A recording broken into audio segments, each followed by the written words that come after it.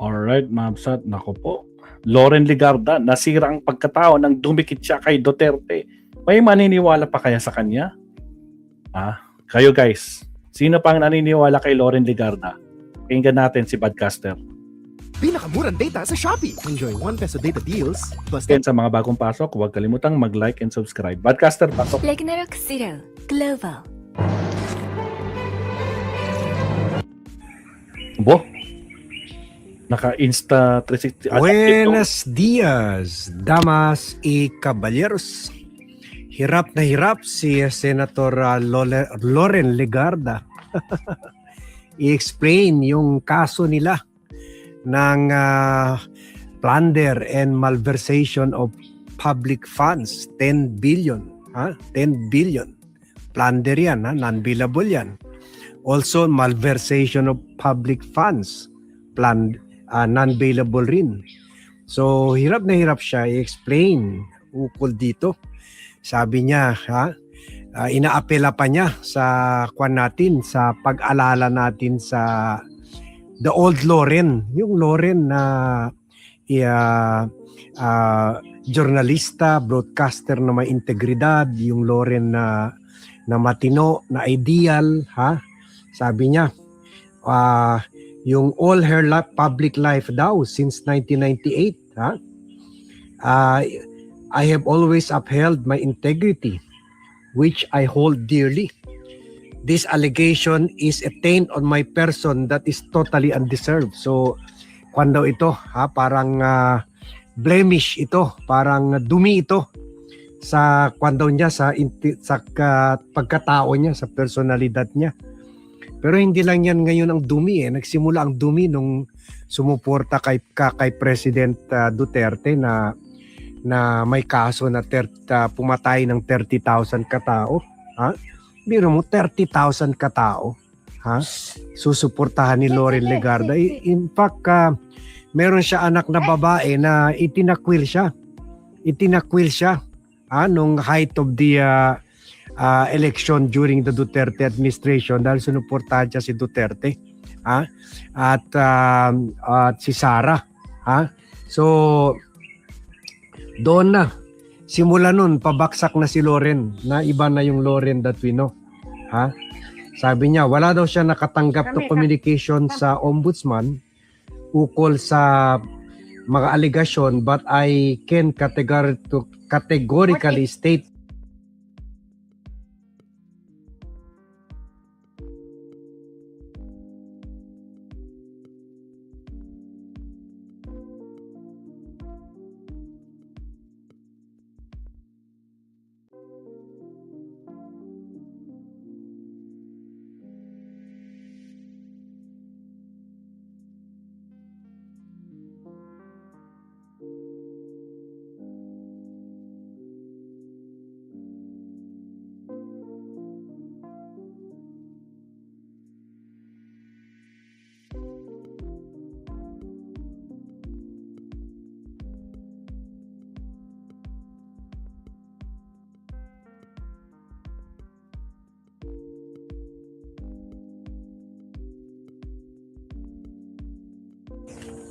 that the reported accusations are utterly baseless and no public funds were involved.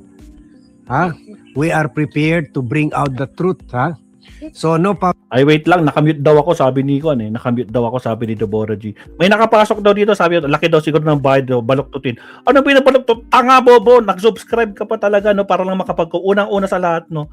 So, yung bayad, malaki talaga. Alam mo kung magkano? 51 billion ang binayad dito. Diyos ko Lord Rudy, nag-subscribe ka pa talaga para lang makapag-comment. Basta kayo mga deal sa utak, napakaliit talaga ng utak nyo, no? Wala kayong kakwenta-kwentang kausap, no? Ngayon, nag-subscribe ka lang para makapag-comment. Wow, paldo! Ibang klase din mga garapatang iyakin na DDS, no? Tapos yung amo daw, bendalo, no? Maghintay ka sa 2020. Anong hihintay sa 2028? Ipapagsak na hindi nga kayo makagawa ng people power. Puro kayo people power. Puro tragis kikinse. Ilan lang kayo. Putagis, wala ka naniniwala sa inyo, pinagtatawanan pa nga kayo. Alak, nagkabuti talaga itong mga garapatang to. Masakit ba? Masakit ba ang katotohanan na walang naniniwala sa inyo kundi mga garapatang tulad nyo? Wala, hindi nyo maloloko Pilipino, 32 million. Putragis, Yung amo mo ang sabihan nyo, bloodbath, pero hanggang ngayon hindi marunong humarap sa Senado. Takot na takot. Lalo na ngayon, bukas, no? Lalabas yung mga bank records. Nako po, lusaw ang amo nyo. Ha? Kaya huwag ka mawawala. Mag-abang ka. Ha? Tandaan mo, yung amo mo, lalabas lahat ng baho nila pag lumabas yung bank records, BIR. Lalo na ngayon, nako po, wala nang ligtas. Kaya nga, iyak yung amo nyo, no? Tarantang-taranta na. Mamaya, humanda ka. Huwag kang aalis, ha? Makinig ka. Marami akong topic. Ha? Diyan ka lang, ha? May Minochua, ha? Bobong, garapatang DDS. Pumasok kayo, walang kwenta kayo eh. Nang meron kayong matutunan. Diyos ko po, Rudy. Nag-iiyakan na naman kayo dyan. Mga walang kwenta, bobo. Tuloy. Public funds involved. Parang narinig na natin ito kay Rodante Marcoleta. Parang ginagawa talaga nila tayong bobo na dahil lang wala silang ninakaw na pera, hindi ibig sabihin hindi sila nagnakaw sa tao. Kasi for example, yung kay Mike Defensor, yung nagbigay ng 75 million kay Marcoleta. O sabihin natin na hindi sila nagnakaw ng pera.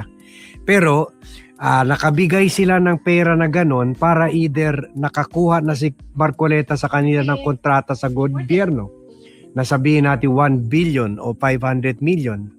So saan nila kukuha yung 75 million na binigay nila kay Marcoleta? Siyempre kukuha nila yun sa project.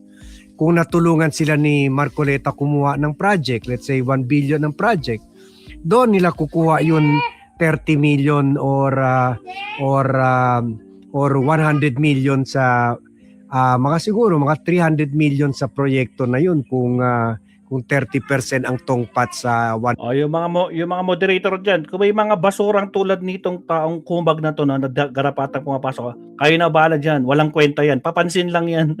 Nag-subscribe pa talaga ang bobo. 1 billion na project. So ultimately sa atin rin iba yung mga nagbibigay sa mga bribe sa mga opisyalis ng gobyerno, sa atin rin yun pinapasa. Tayo rin ultimately. So indirectly tayo pa rin ang ninanakawan. Taong bayan pa rin ninanakawan. So ganito rin kay Loren, hindi man siya nakakuha ng pera, hindi man siya nakatanggap ng pera, hindi man siya nagnakaw ng pera, pero ninakaw yan yung prangkisa. Isipin mo yan, binigyan ka ng prangkisa para masolo mo yung 33,000 na kontrata para gumawa ng solar farms all over the country.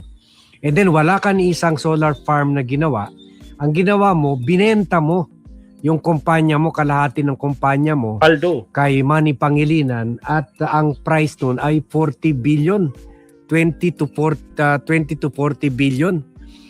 So wala ka nagnakaw sa tao pero nagnakaw mo yung dreams namin na magkaroon ng stable kuryente. Ninakaw mo yung rights namin to have stable power. Alam niyo naman yung problema namin sa Zamboanga City na kung saan halos araw-araw nagba-blackout. So wala na sanang blackout kung may solar farms kami doon. Pero wala eh. So kaya sabi ni Loren, ginagamit pa rin niya yung pagka-journalista niya para i-cover up yung dito yung mga galang pusa papaangga sa akin, si Milo ang pangalan niya. Okay, sabi niya, we urge the public to be discerning, especially in the light of the timing of the nature of these allegations. We remain confident that once the facts are laid bare, we will be vindicated and our names cleared. So sabi niya, tayo mga akala na akala nila mga bobo, stupido, tanga. Tayo daw ay dapat daw maging discerning. Kumbaga, kilatisin natin mabuti yung mga balita. Especially daw na nangyayari itong pag-file ng kaso sa kanila ay very wrong timing, very suspicious yung timing. Whereas kung saan yun nga yung may political war sila sa Marcos administration, actually timing tama naman yung sinabi niya to point out the timing, no? To point out the timing. Pero ang timing nito doon pa sa time ni Duterte, na nakakuha sila ng prangkisa. Isipin mo yan, lahat binigay sa kanila, Sana ginawa ni Duterte 33 prangkisa, 33 solar power companies. para lahat ito magko-compete sa isa't isa, sino bang mauna gumawa ng solar power plants or solar power farm sa atin. Binigay lahat, binigay lahat during the Duterte administration na 5 to 6 years ago, binigay lahat kay Leviste na ni isa hindi ginawa. So yung ibang mga lugar sa bansa, hindi lang sa amin sa Zamboanga, kuwan pa rin grabe pa rin yung problema ng kuryente, ng mga power outages. So sana kung ginawa ni Leviste yung mga solar farm, sana marami ng tao na kinabang diyan.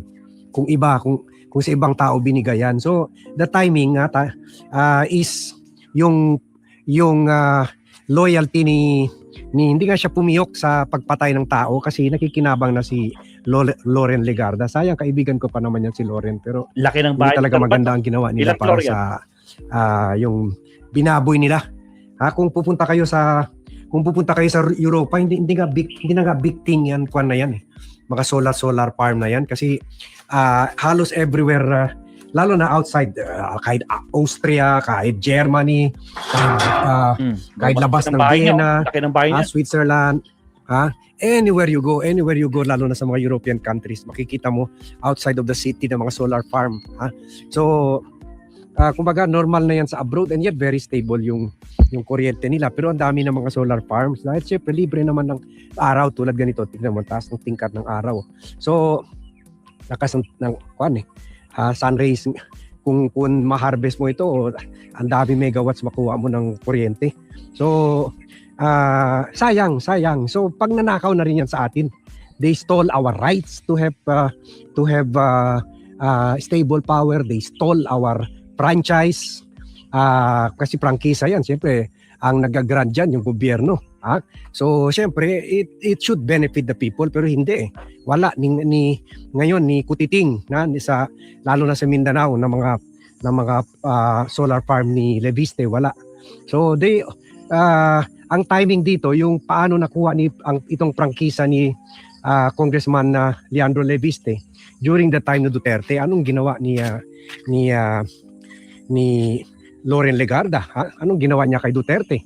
Anong charm ang ginamit niya para makuha ang kiliti ni Duterte, para makuha itong big franchise? Hindi naman ito makuha ni Leandro Leviste kung Walang tulong yung nanay. kung hindi siya hindi dahil sa nanay niya. Tama. So yun talaga.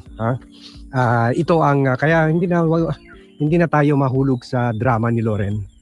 Iba na ito Loren. Ironical nga siya noon sumikat siya dahil ang galing-galing niya gumawa ng mga Report. investigative report. Reporter. Ngayon, yan. Siya for the first time kung saan tumanda na siya ang iniimbestigahan. Very low siyang nga itsura kasi Aray. mahirap palabanan ang Uy, grabe ka naman. Very low siyang na itsura. Grabe ka naman, Sir Brad. investigative report. Sapa. Ngayon, yan. Siya for the first time kung saan tumanda na siya ang iniimbestigahan. Very low siyang nga itsura kasi mahirap palabanan ang konsensya kahit nakahiga ka sa pera. Pero yung mahirap labanan yung konsensya. So, ang dami nilang problema. Yung anak niya, may kaso rin although available naman yun sa Department of Energy, na yun nga, pinanalyze siya at minuntahan siya ng 20 billion Grabe. dahil sa dito sa hindi siya naka-deliver, hindi siya he failed to honor the contract to build solar farms sa 33 solar power contracts. So sayang kami sana stable na sana. So yan ang kanila. That is what they stole from the Filipino people. Kaya spare us the drama, Loren. Kumita na yan. Sabi nga nila, kumita na yan. Hindi na kami mahulog dyan. Hindi ka na Loren the journalist, Loren the suspected plunderer ka na. Sayang, no? Sayang. Dati nung idol ko yan, nung nasa journalism pa si Loren, and then naging senator na fighting for women's causes, fighting for the good fight, for the honorable fight, pero nasira siya, and nung nakipag-alyansya siya sa mga Duterte, so talaga. Parang si Duterte, he is the magnet of bad people. Kumbaga, pag dumikita sa kanya yung mga tao, kahit matino, nagiging magnanakaw. Aray ko po. So, Real talk ba yan? or kaya siya ang magnet ng mga Nako po. taong magnanakaw na dumadapo sa kanya dahil alam nila na gano'n rin, criminal attracts criminal mind attracts criminal minds. O yan ha. So yan muna ha. Ang paunang vlog natin during our morning walk. In this section we call Walk the Talk, where I bring along in my morning walks so that I can kasi kung naglalakad ako, maraming ideas pumapasok sa isip ko. So kumaga sabi nila multitasking, shooting two birds with one stone tayo. Exercising and also dispensing political views and analysis. So, galaw-galaw ha. Kayo rin, galaw-galaw ha. Para hindi makastroke. So, thank you very much everyone for watching. Thank you very much for joining me in this vlog. Good morning to all and see you in my next vlog. Salamat, sir. But gawin ko din kaya yan. Actually, pares kami ng camera. Naka Insta360 X5 din ako eh. Pares lang kami ng ginagamit na camera. Maganda din pala, no? Ginagamit ko kasi yan sa travel and tours ko, yung Insta360. Pero maganda rin pala, no? Alright, so ayun nga, Mapsat, no? Itong si Loren Legarda, naku, nang dumikit sa mga Duterte, nasira na ang pagkatao. Diyos ko po, Rudy. Oh, may naniniwala pa ba kay Loren? Naku po, malamang, mga garapata na lang naniniwala dyan. At saka sa mga nag-iiyakang, mga nagsusubscribe dyan lang para makapag-comment at magpapansin dito sa bahay ni Maestro. Diba? Iyak kayo ngayon. O ano, sunog kayo. Diyos ko, Lord Rudy. O siya, second to the last topic tayo, Absat, no? Second to the last topic tayo. Countdown tayo in 30 seconds. Here we go.